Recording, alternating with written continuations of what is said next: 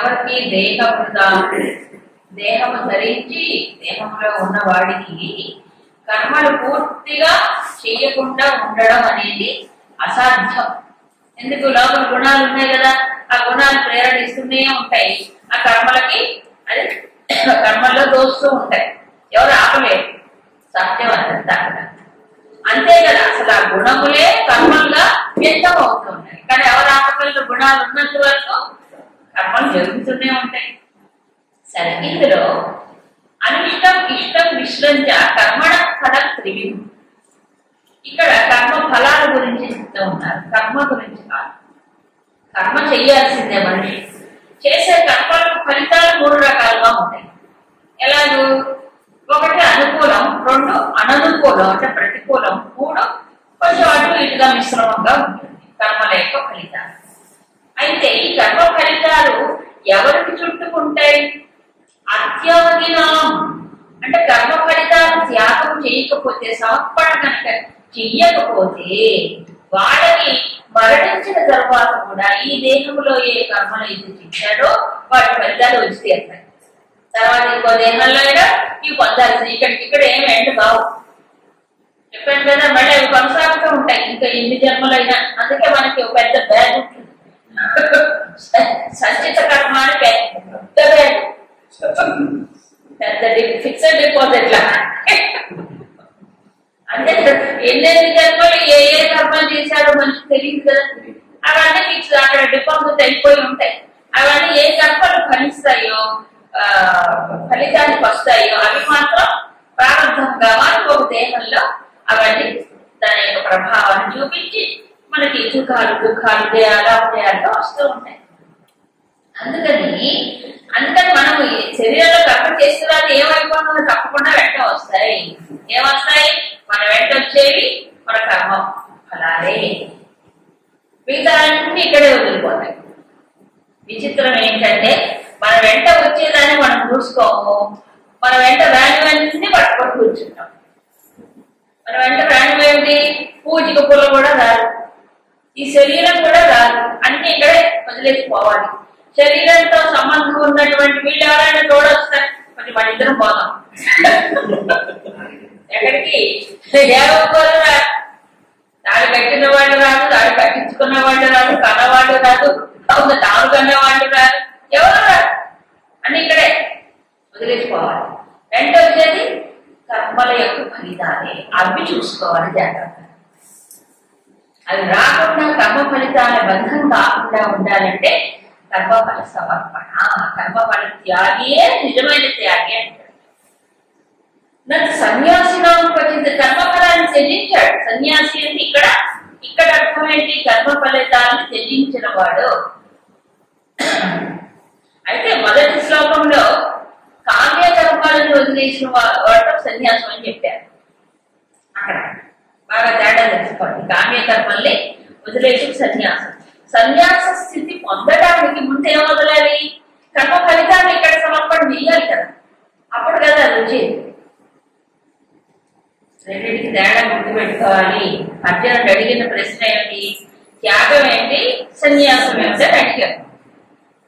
అందులో త్యాగం ఏం చెప్పాడు? ఏ కర్మ చేసినా కర్మ చేసేటప్పుడు చేసిన తర్వాత కర్మ ఫలితాన్ని గురించి దృష్టి ఉండకూడదు. అంతేకాదు చేసిన తర్వాత సమర్పణ చేయాలి, చేసేటప్పుడు అసలు దాని మీద ఆలోచించకూడదు. ఇది కర్మఫల త్యాగం. ఇది అలవాటు చేసుకున్నటువంటి వాడికి ఏమవుతుంది? చచ్చిపోయినా ఇక్కడికిక్కడే సమర్పణ చేస్తాడు వెంటనే. కాబట్టి ఇక్కడ సన్యాసినం అంటే ఏమిటి అర్థం? ఇక్కడ కర్మఫల త్యాగం చేసేవాడు అంటే సమయాన్ని సందర్భాన్ని బట్టి మనకి కొంచెం సరిగా అర్థాలు మారిపోతూ ఉంటాయి. సరే, ఇప్పుడు ఈ కర్మ ఫలితాలు అనేవి కర్మ చెయ్యగానే ఫలితం రాదు. అందుకే ప్రేత్య అన్నాడు. ప్రేత్య అంటే శరీరం వదిలి వెళ్ళిపోయిన తర్వాత, ప్రేతం అంటారు చూడండి. ప్రేత్య అనేది వెళ్ళిపోయిన తర్వాత ఎప్పుడు ఎక్కడ తెలియదు. ఎప్పుడు ఏ రూపంలో ఏ ఉపాధిలో ఆ కర్మ ఫలితాలు అనుభవించాలో తెలియదు. వీడికి ఏం తెలుస్తుంది? వీడికి తెలుసా? మరి ఎవరు నిర్ణయించాలి?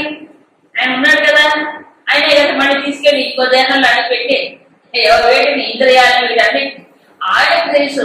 ఆ దేహం దాని ప్రకారమే నిర్ణయించబడుతుంది.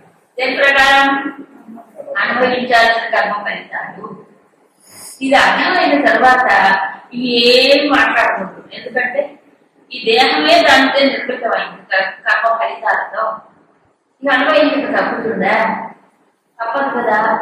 మన ఇంకెందుకు ఏడుపులు వాడకూడదు, మొద్దుకోళ్ళు, అవునా కదా. కాబట్టి దేహం వచ్చింది అనుభవించడానికే, తప్పదు కదా.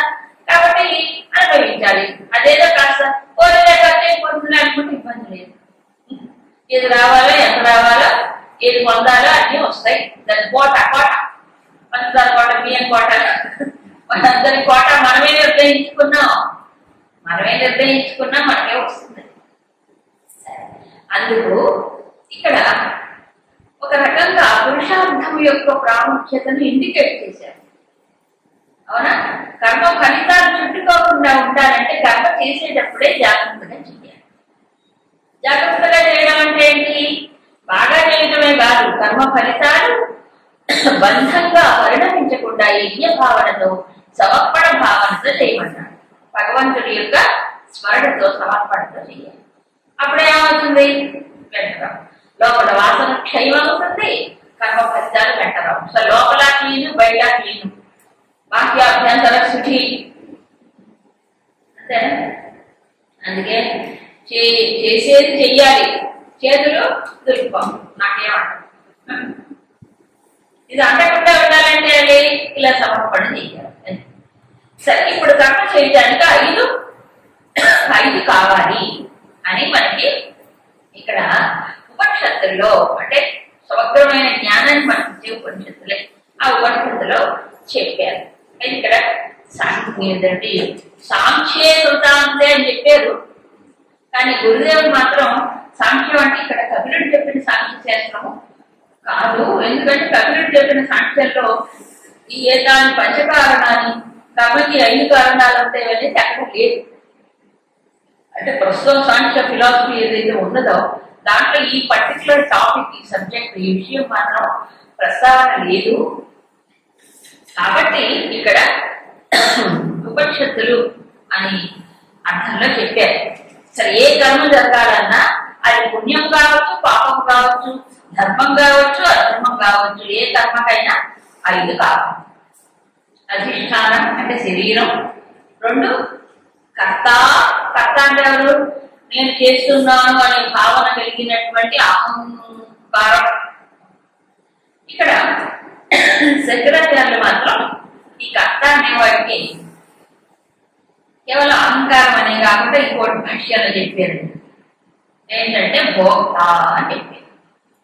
అంటే ఈ సూక్ష్మ శరీరం ఉంటుంది కదా, మనస్సు బుద్ధి, ఈ మనస్సు బుద్ధి అనే ఉపాధులతో తాదాత్మ్యం చెందినటువంటి వాడే కర్తగా ఉంటాడు, వాడే భోక్తగా ఉంటాడు. భోక్తే త్యాగుడు పరీక్షణ ఆత్మేంద్రియ సంయుక్తై. ఆత్మ ఇంద్రియములతో, మనస్సుతో, బుద్ధితో కూడినప్పుడు ఏమవుతుంది? కర్తగా, భోక్తగా వ్యక్తమవుతుంది. ఆధ్యాత్మిక. సో ఇది కావాలి, కారణం జ్ఞానేంద్రియాలు కావాలి, కర్మేంద్రియములు, ప్రాణం వెనక ఉంటుంది. ఇలాగ వివిధాన చేష్టా.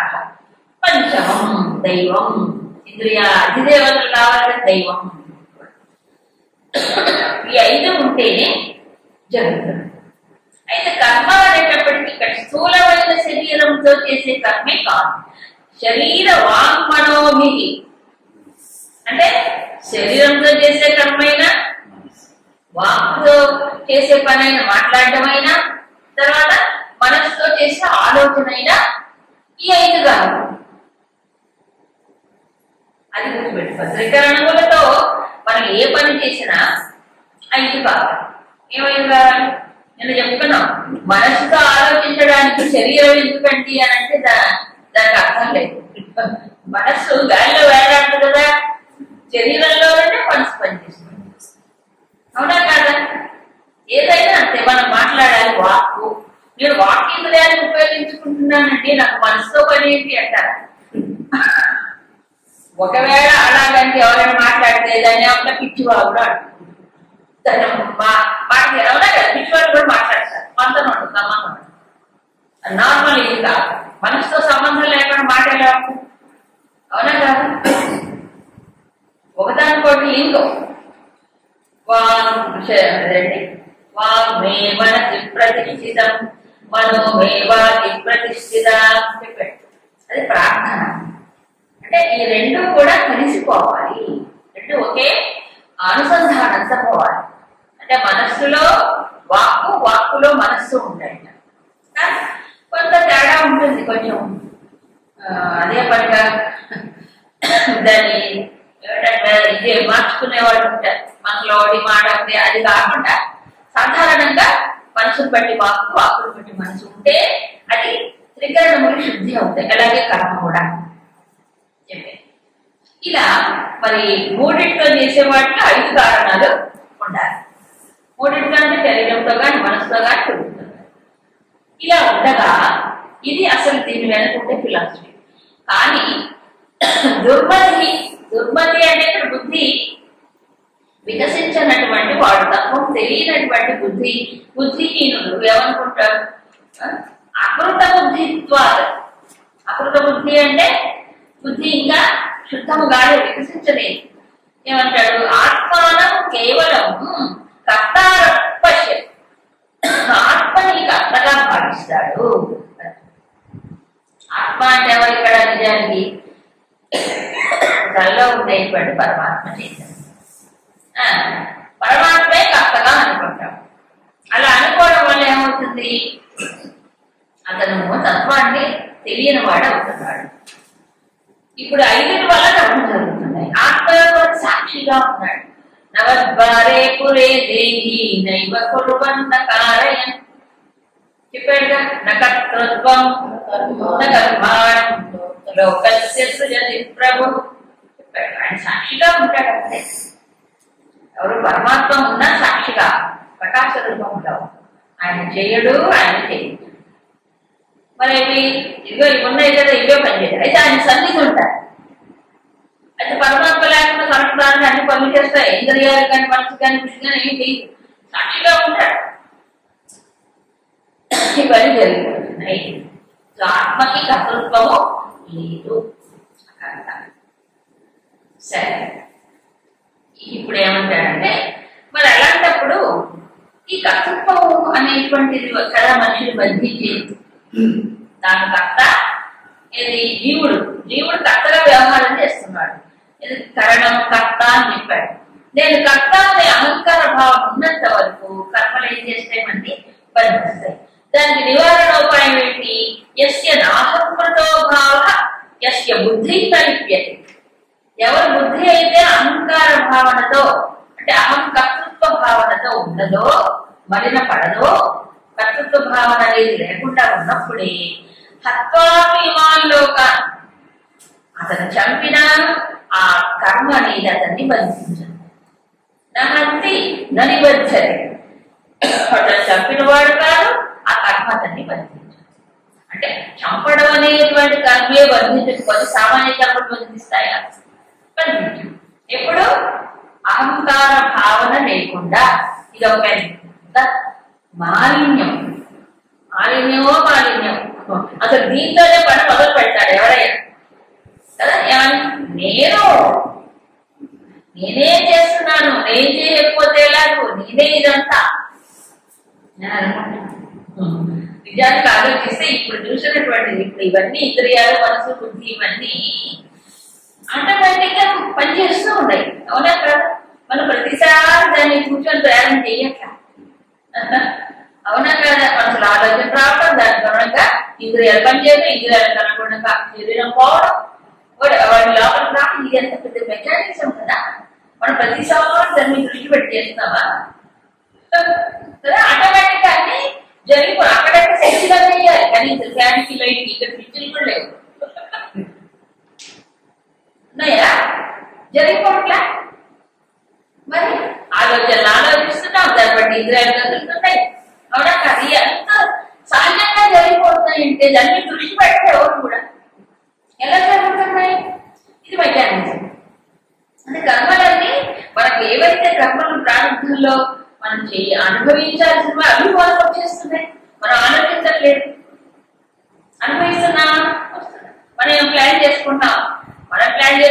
పోయేది కాదు కదా, అది వస్తున్నాయా. అలాగే చేసే కర్మలు ఇక్కడ మనకి ఫ్రీడమ్ ఉంది. ఇక్కడ మనకి ఫ్రీడమ్ ఉంది. ఏమిటి మన యాటిట్యూడ్ మార్చుకోవాల్సింది ఎక్కడ? వాసనలు ఎలా ఉంటాయి, వాసన యొక్క ప్రేరణ ఉంటుంది. అదే కర్మ చోదనం అన్నాడు. తర్వాత దాంట్లో ప్రేరణలు ఉంటాయి, కానీ కొద్దిగా వాటిని మార్చుకుండేటువంటి గుణాన్ని మార్చుకుండేటువంటి ఫ్రీడమ్ మనిషికి ఉంటుంది. 14వ అధ్యాయం చెప్పిందంటే అదే కదా, చెప్పాడు కదా. గుణాన్ని మార్చుకోవాలి, చేసే కర్మ లేటగా దృష్టి మార్చుకోవాలి. ఏం చేద్దాం తపస్సులు నేను చెప్పాను కదా, అది మనుషుల్ని పరిశుద్ధం చేస్తా, పవిత్రం చేస్తాయి. అలా నెమ్మదిగా ఒక్కొక్కటి కర్మలు చేసేటప్పుడు దృష్టి మార్చుకుంటే మాట్లాడు. అందుకని కాబట్టి కర్మ బంధానికి గురి కాకుండా ఉండడానికి ఒకే ఒక మార్గం కర్తృత్వ త్యాగం, రెండు భోక్తృత్వ త్యాగం. సో త్యాగం అనేది చెప్పాడు. ఏ కర్మ అయినా సరే ఇక ఈ కర్మని 2 రకాలుగా విభజించి చూపించారు. కర్మ చోదనం, కర్మ సంగ్రహం.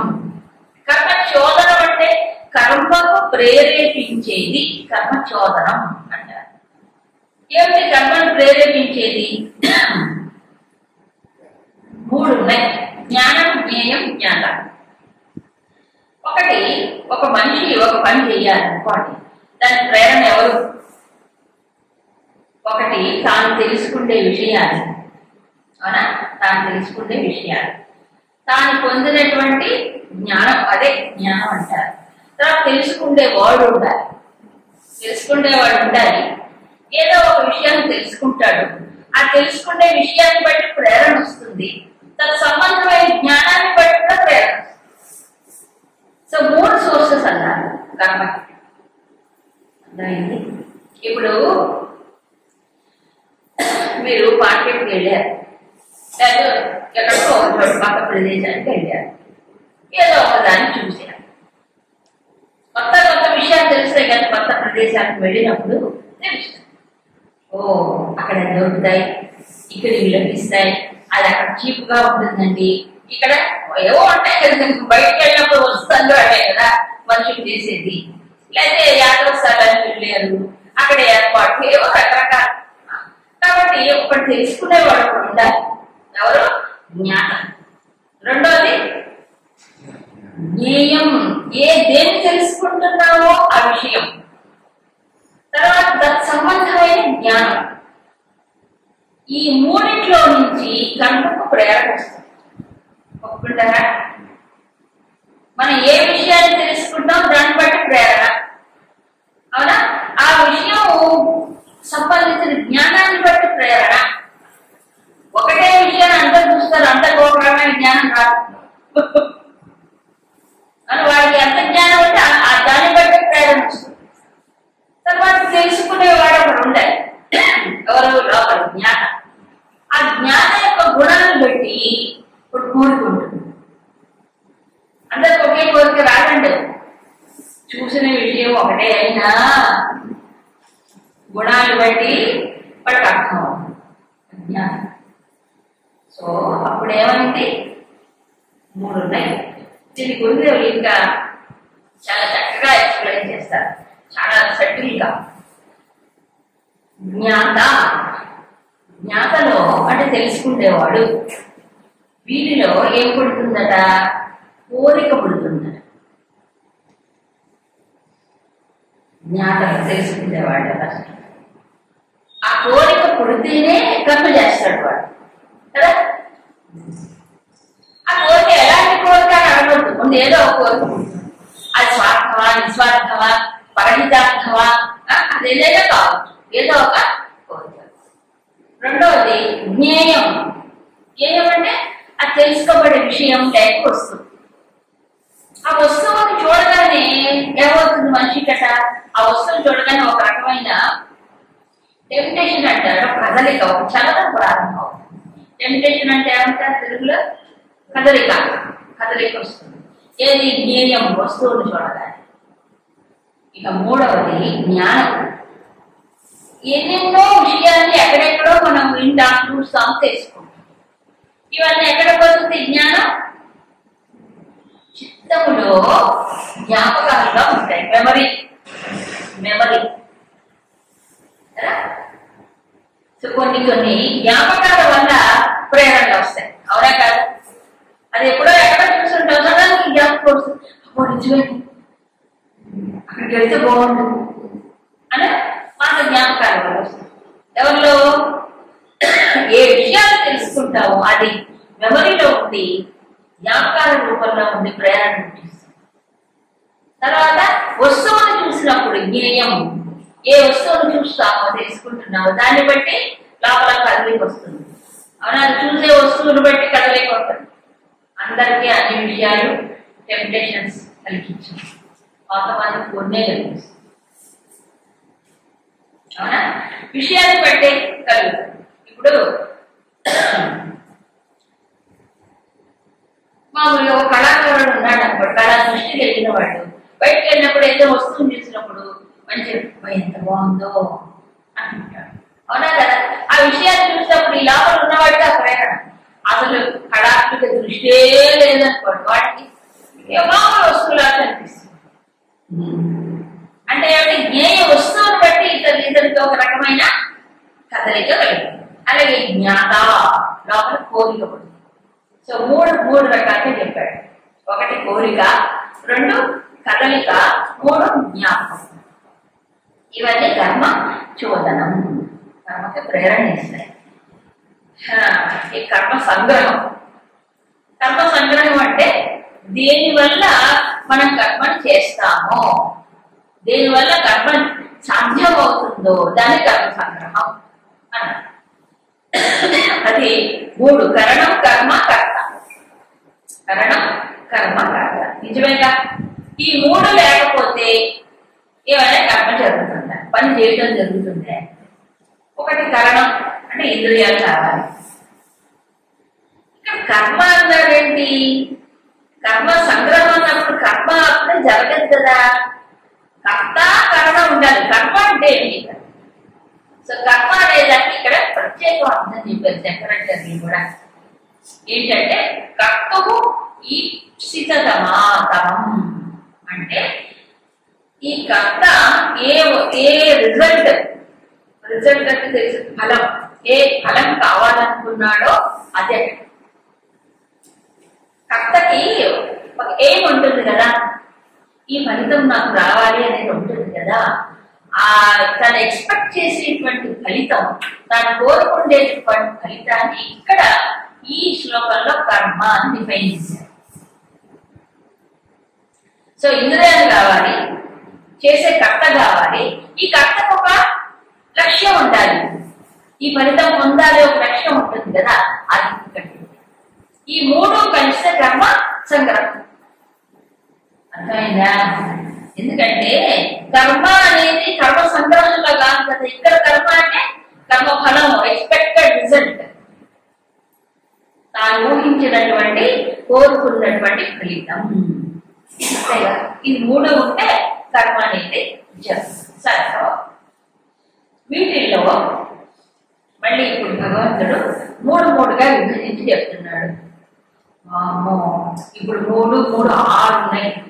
6 × 3 18 అవుతాయో, మళ్ళీ పెద్ద జాగ్రత్త భావిస్తుంది కాదు. సంగ్రహంగా చెప్పాడు చూడండి. జ్ఞానం కర్మజ కర్తా చ,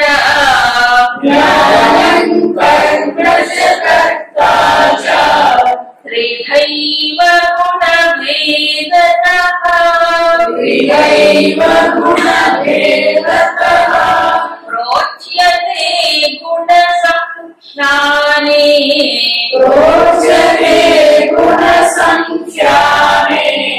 యథావత్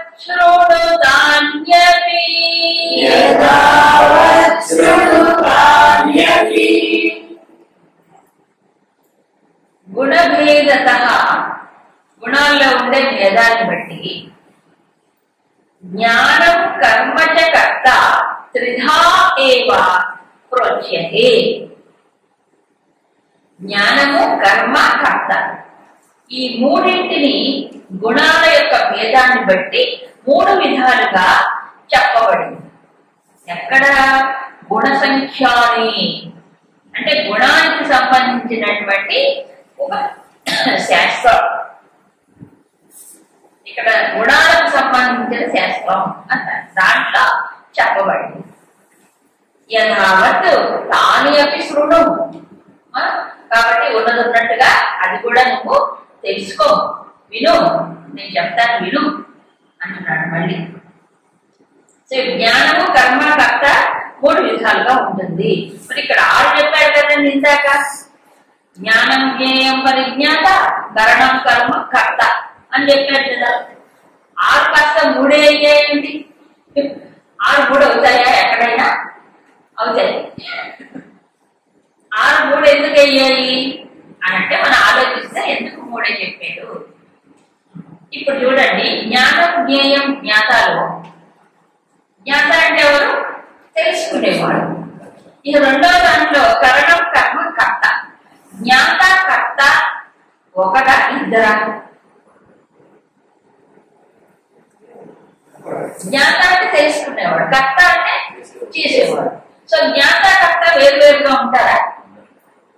ఒకడే కదా. తెలుసుకునేవాడే కర్తగా ఉంటాడు. అవునా? కర్మ చోదన పొంది కర్మ చేస్తాడు. సో జ్ఞాత ఈజ్ ఈక్వల్ టు కర్త. అప్పుడు ఒకటి పోయింది. సో జ్ఞాత ఇక్కడ పోయింది. ఇకపోతే జ్ఞానం జ్ఞేయం కరణం కర్మ మిగిలింది. ఇందులో కరణం కరణం అంటే ఏంటి? ఇంద్రియాలు.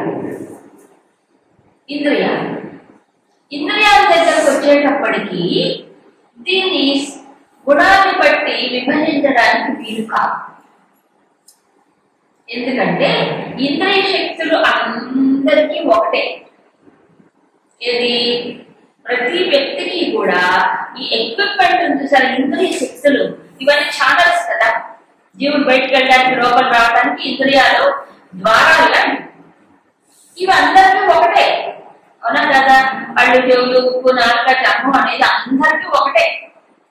వీటిలో సాత్వికమైన కళ్ళు, రాజసికమైన నాలుక, రాజసికమైన చెవి అని అంటారా?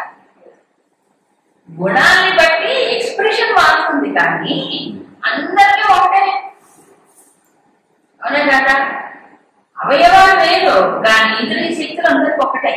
దాన్ని విభజించడానికి వీలు లేదు గుణాలను బట్టి. అందుకు కరణం అనేది ఇక్కడ తీసుకురాలి.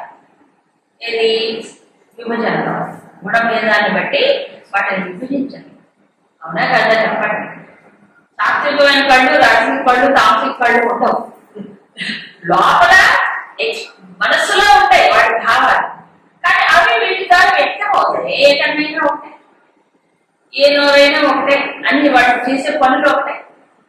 సో రెండోది పోయింది. సో కరణం అనేది పోయింది. ఇకపోతే జ్ఞేయం. ఇది కూడా ఇక్కడ కనిపించలేదు విశ్లేషణ. జ్ఞేయం అంటే ఏంటి? తెలుసుకోబడే వస్తువు, తెలుసుకునే విషయం. ఈ విషయాలు అన్నీ ఒకటి. ఈ విషయాలలో సాత్విక, రాజసిక, తామసిక గుణాన్ని బట్టి విభజన చేయాలి. గుణాలు లోపల ఉంటాయి, వస్తువులు బయట ఉంటాయి. గుణాలు లోపల, వస్తువులు బయట. అవునా? లోపల ఉండే గుణాలను బట్టి బయట ఉండే వస్తువులు ఎలా విశ్లేషణ చేస్తాం? ఈ గుణాలను బట్టి వస్తువులు మారిపోతాయా? మారవు కదా. మరి జ్ఞేయ వస్తువు ఒకటే. వ్యక్తి యొక్క గుణాలు బట్టి ఒక్కో రకంగా అర్థమవుతుంది తప్ప వస్తువు ఒకటే. ఎవరైనా చెట్టుగానే చూస్తారు, పుట్టగానే చూస్తారు. అవునా కాదా? ఈ చూసే గుణాలను బట్టి లోపల అది వస్తువులే మార్పు ఏమి రాదు కదా. కాబట్టి ఇక్కడ బయట జ్ఞేయ వస్తువు ఏదైతే ఉందో వాటిని ఇక్కడ విశ్లేషణలోకి తీసుకురాలి. They are not part of the human personality. అది కాదు.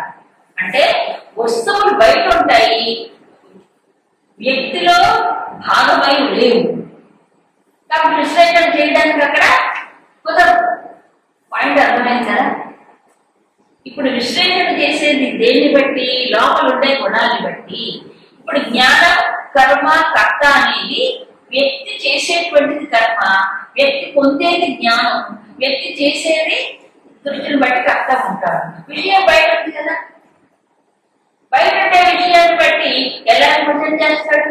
మనిషిలో భాగం కాదు, మనిషి లోపల విషయం కాదు. అర్థమైందా? సో ఇప్పుడు 3 పోయినాయి. ఏం పోయాయి? జ్ఞాత, కర్త ఒకటే. కారణం ఇంద్రియాలను విభజించడానికి, భేదాలని చూపించడానికి లేదు. ఆ తర్వాత జ్ఞేయ వస్తువుల విభజన చేయడానికి లేదు, ఎందుకంటే గుణాల లోపల బయట వస్తుంది. సో ఇప్పుడు ఏమేమి విశ్లేషణ చేయాలి? 1 జ్ఞానం, 2 జ్ఞాత, కర్త, కర్త జ్ఞాత ఒకటి, 3 కర్త కర్మ చెప్పారు. దీన్ని బట్టి మరి సాంఖ్యంలో ఇక్కడ శంకరాచార్యులు చెప్పారు, సాంఖ్య శాస్త్రంలో ఈ విభజన ఉందని. ఏది? 3 రకాల గుణాన్ని బట్టి ఏ రకంగా మారుతాయి. ఏ రకంగా మారుతాయంటే కర్త గాని, తర్వాత కర్మ గాని, జ్ఞానము గాని గుణాల యొక్క ప్రభావంతో వాటిలో మార్పులు ఉంటాయి. కాబట్టి విశ్లేషణ చేయడానికి ఇక్కడ అవకాశం ఉంది. ఇలా విశ్లేషణ చేయడం వల్ల ఏం జరుగుతుంది? ఒకటే గుర్తు, ఈ విశ్లేషణ చేయడం ఎందుకు అనంటే తన్ని తాను విశ్లేషణ చేసుకోవడం, సెల్ఫ్ ఎనాలిసిస్.